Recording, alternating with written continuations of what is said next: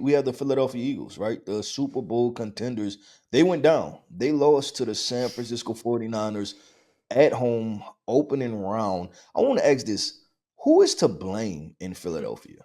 I think there's plenty of blame to go around in Philly. It's not one person that I land this on, but I do think that you got to start at the top with Nick Sirianni, who is the head coach of this football team and has allowed for a lot of noise to continue throughout this year.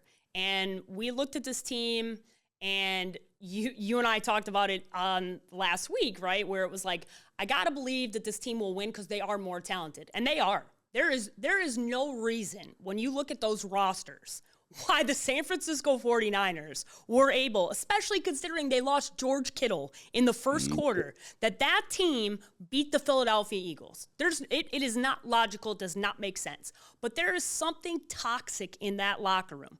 And I'm pretty sure we all know who it is. It's A.J. Brown. And you can't handle it anymore, Sirianni. It is very clear that that relationship has turned into chaos, and it happened in the first half where Sirianni is chasing down A.J. Brown, screaming at him, and you're going, yeah, this ain't good.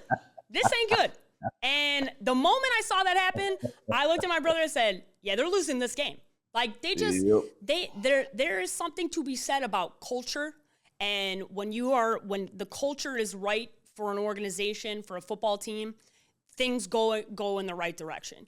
And unfortunately, I don't believe, based off the interactions I've seen with Jalen Hurts and Nick Sirianni, I don't believe there's any friction there at all. I think this has been pretty one-sided in who's causing the problems, and they just thought they could keep their heads down and keep going. But I don't know how many times A.J. Brown had to make an ass of himself before you guys decided to trade him away.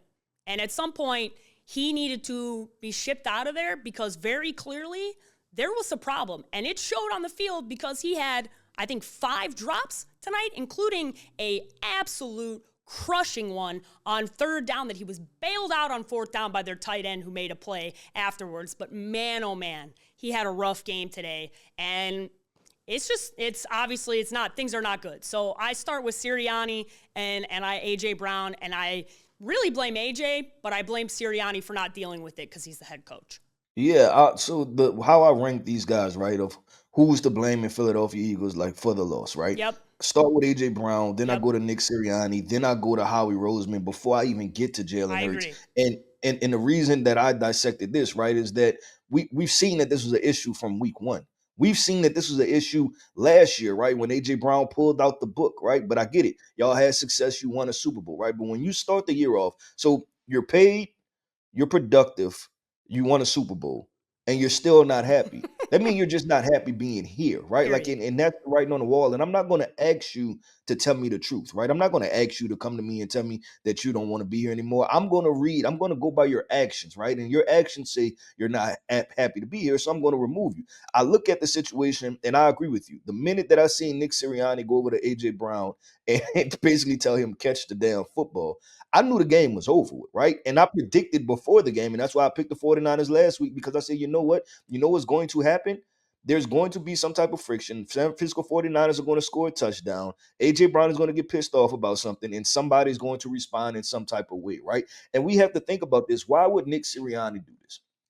Well, because when you do things like AJ Brown did, right? Call out people in front of the masses, in front of the millions, call them out for their job, right? You're talking about the offensive coordinator, right? Like and everybody puts all the blame on Kevin Patula, the offensive coordinator. Well, you know who decided to hire the offensive coordinator? Nick Sirianni. And you have to be out your mind if you think that Nick Sirianni, being an offensive mind, does not have any dealings with the play design from week to week. So when you get in front of the mic, you're not just calling out Kevin Patula, you're calling out Nick Sirianni indirectly also, and you're putting his ass on the line. So I see why he took it personal, right? Now I'll say this, that Nick, you have to try your best not to respond in that moment because it doesn't look great at all. And all it does was continue with the character that you've shown in the past, right? How people paint you.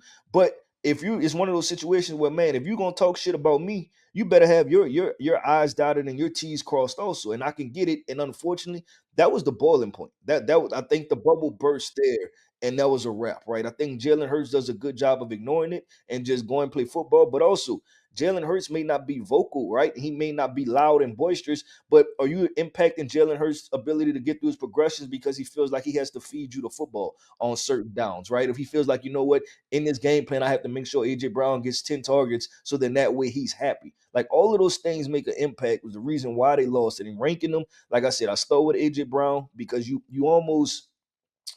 manifested this. You manifested this when your team had an identity, and they could have kept rocking and rolling with that.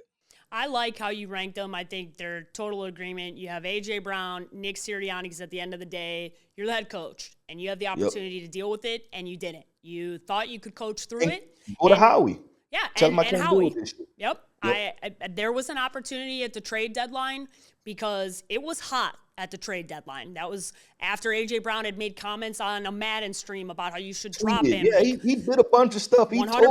told you. He told you exactly how he felt, and you thought, and I remember the Howie Roseman quote after the fact, we're not in the habit of getting rid of talent. We're in the habit of adding talent. And I think that's to the arrogance of the franchise, and that's where it bit them in the ass, is yes, you have to have talent.